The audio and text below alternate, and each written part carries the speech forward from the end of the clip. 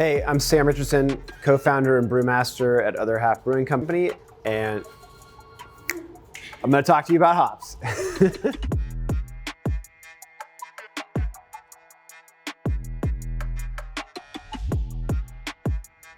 Hops are important to Other Half because it's in 95, well, it's actually in 100% of all the beers we make, but 95+% of the beers we make are IPA, which are, heavily hop focused. In fact, as a company, we use about 5 pounds per barrel average, which if you were to put that in perspective, breweries a decade ago, the average is more around 1 pound per barrel. They're really a driver in almost everything we make. So sourcing incredible hops is a huge priority for us.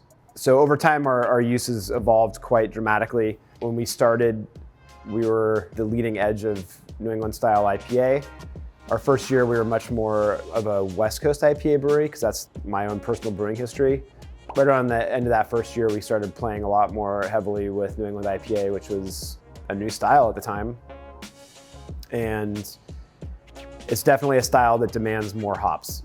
As we evolved, our hop usage rate kept climbing and climbing and climbing because those beers rely on heavy hop loads in the dry hop. Our hop usage is broken down into 2 regions. Pacific Northwest, which is, don't quote me on this, but it's somewhere in the 90% range for hop production for the world come out of the Pacific Northwest. And those varieties that are grown there are Citra, Mosaic, some of the big hitters like that, Cashmere, Simcoe, Amarillo, Cascade, all these classic hop styles, Chinook. Those are all grown in the Pacific Northwest. And they are grown other places too, but that is the main source for those hops. They feature heavily in our beers. Citra is our #1 hop. It makes up somewhere around 40% of our hop usage. We use anywhere from 60 to 80,000 pounds of Citra a year. It features even in small amounts in many beers because it's such an impactful hop. Originally, hops in the US were grown in New York. Well, Prohibition kind of killed that, and then over time, a lot of the hop growers moved to Yakima in the Pacific Northwest because of how dry it was, and it helped protect their crops from disease like powdery and downy mildew, which has only become more prevalent in places that are humid like the Northeast. That particular growing region has long sunlight hours, a lot of warm days, and like I said, this dry atmosphere there really contributes to hop health. A region that we don't use a ton of, but we do use some, is European varieties. It's what most people prior to 1990 thought of as hops. Most beers contain hops that are either grown in or of European origin, tend to be lower oil content, and a lot of the varieties are more floral or very, very light citrus character, maybe a little bit of spicy notes, but they're more subtle and traditionally mostly used in lagers. We do make lagers at Other Half, and we do use European hops to do that. A combination of traditional varieties and some of the more recent developed varieties from Europe, like Saphir, we use pretty regularly. We also use Sots. Usage rate-wise, it's pretty low, but it is a useful and beautiful tool that we have at our disposal.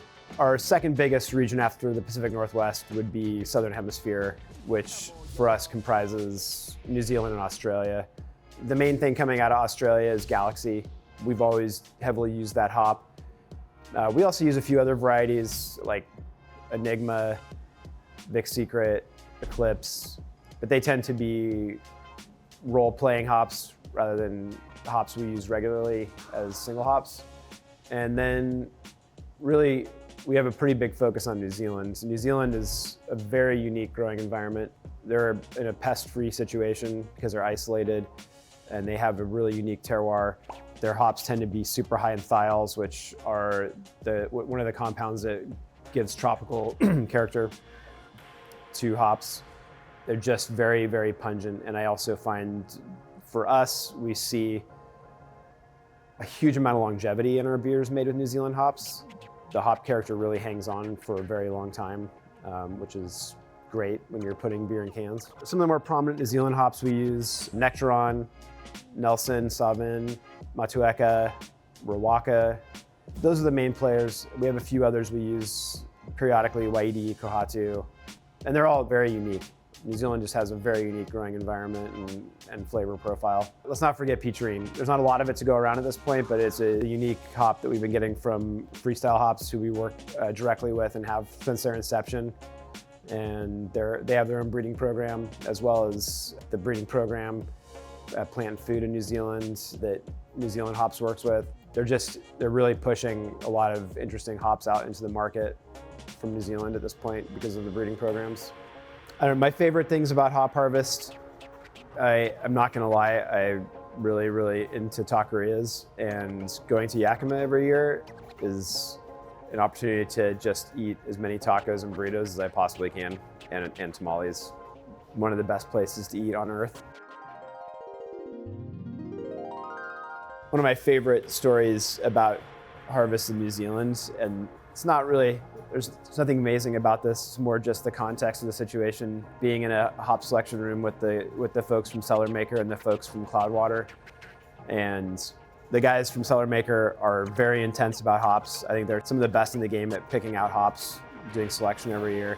And they're intently rubbing their hops, just getting into them. And Paul Jones from Cloudwater is behind me. And he's like breaking stuff out of his bag. I see him, and I look over, the guys from Cellar Maker are paying attention, and Paul starts peeling a boiled egg in the room. And the guys from Cellar Maker were like, oh my God, are you guys getting that note? Like, what is that? Is that off the hops? And Paul's just over there and they finally look over and they're like, what the fuck, Paul? We're fucking picking hops right now. I mean, the whole room smelled like sulfur. It was awesome. It was also a favorite Paul Jones moment.